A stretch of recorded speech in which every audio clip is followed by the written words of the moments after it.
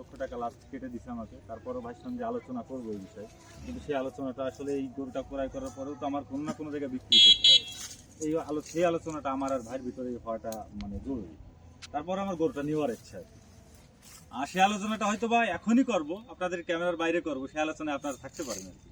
ঠিক আছে, তবে গরুটা আমার খুব পছন্দ হয়েছে আর কি, পছন্দসই গরু আর কি। ইনশাল্লাহ গরুটা আমি আশা করতেছি 1000 কেজি প্লাস আছে। তারপরেও আমি আশা করতেছি 1000 কেজি প্লাস আছে। তারপর আমার পছন্দসই গরু আর কি। এই কারণে গরুটার জন্য তো আসলে দেখছেন আপনারা প্রায় 3 ঘন্টা আগে আসছেন, এসে অপেক্ষা করতেছি গরু বেরোল আপনাদের সামনে। এই 1-1.5 ঘন্টা এই গরু দেখতেছি, ইনশাল্লাহ আমার খুব পছন্দ।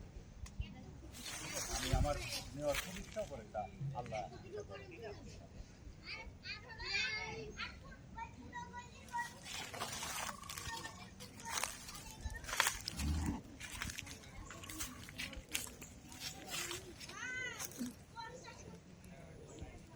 চলো আমরা বেরোই। এই কাজল ভাই চলে গেলাম।